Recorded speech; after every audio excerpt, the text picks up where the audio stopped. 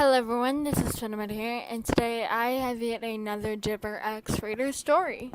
So, I don't know how many people keep up with the comment section on some of my videos, but on my Doctor Strange X Death Raider story, I will link it below. I remember that one person had commented saying that they were mute and how it was hard to find any fanfictions off of that. I decided, you're right, it is hard to find stuff like that. And I decided to kind of play around with that idea a little bit and make a little Dipper X Mute Anxious Raider, and I wanted a premise to go off of.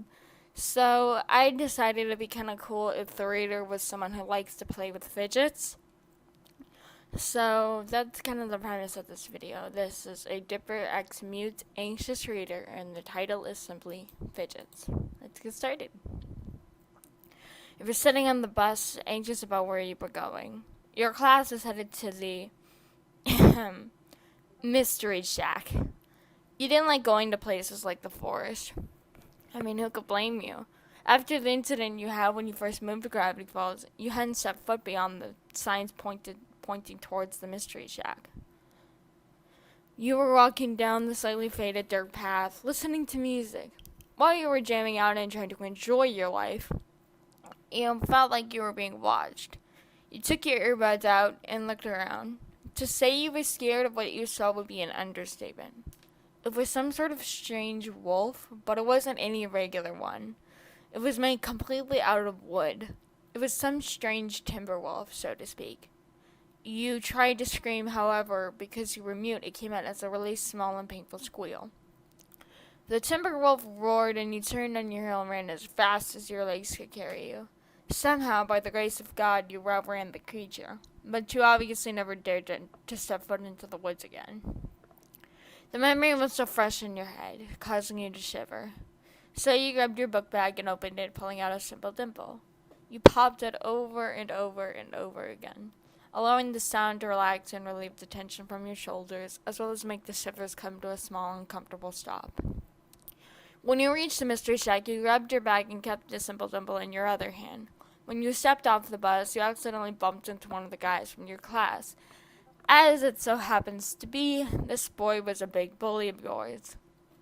Aww, the little quiet girl is here with her toys. He was quick to snatch your dimple away and play the classic move of holding it above your head. You tried to yell for your teacher, but it only came out as a raspy gasp. The boy laughed and went to throw your dimple in the trash, but someone shoved him into the ground. Hey kid, why don't you leave the girl alone? She ain't trying to hurt you, so back off. The person backing you up was an older guy with a black suit and a weird hat. The bully laughed. And what are you going to do about it, Gramps? The old man just grabbed him by the collar, grabbed the dimple from his hand, and shoved him into the trash cans.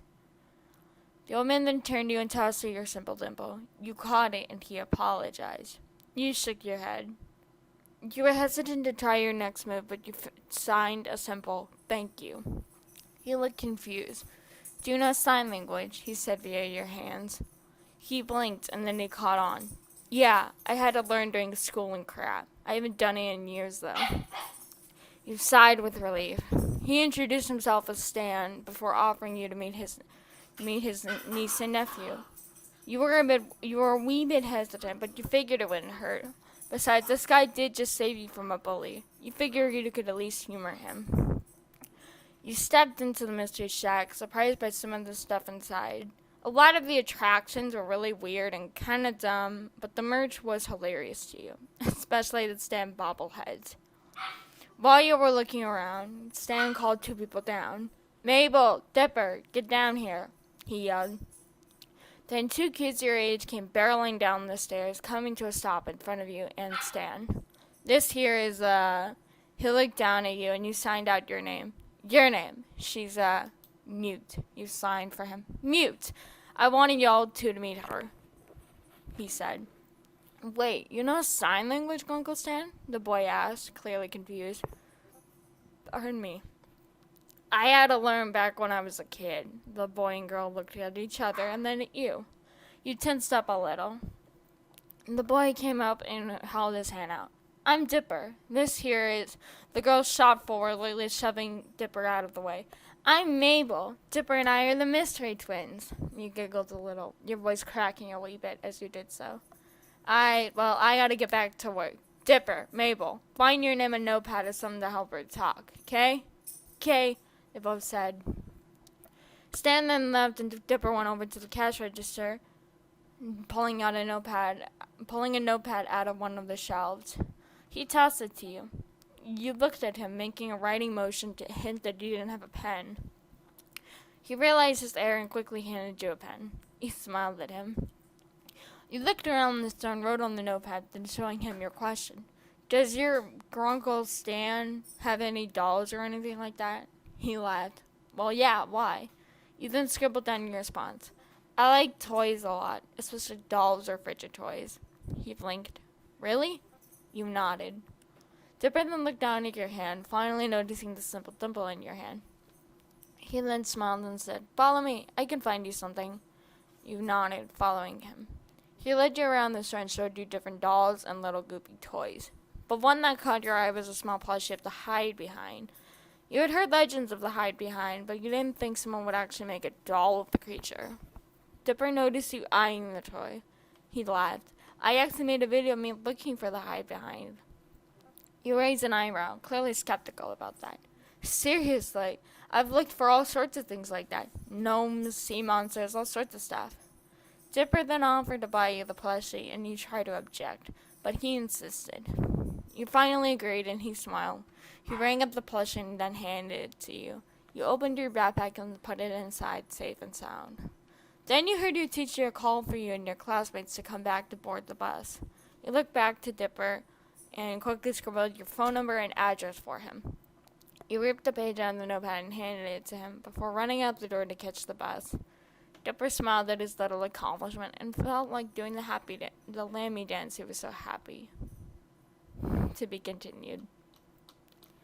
I remember one of my original ideas for this story was to have the reader become mute because of the Timberwolf attacking her or them. I actually didn't, I don't know if you can tell, but it was more of a gender neutral, but I wanted it to kind of, I didn't know how I would be able to do it if the reader was attacked by a Timberwolf and then causing them to go mute. I don't think that really would have worked in my favor, so I just decided to do it this way. I have no idea if I actually did this idea justice because I've never really met someone who was mute. I've only read stories about it, and it seems interesting, and I did my best, so I hope that person really likes it. But either way, I hope that all of you liked it as well, and this is Fenwriter, and I'll be seeing you all very soon. Bye-bye.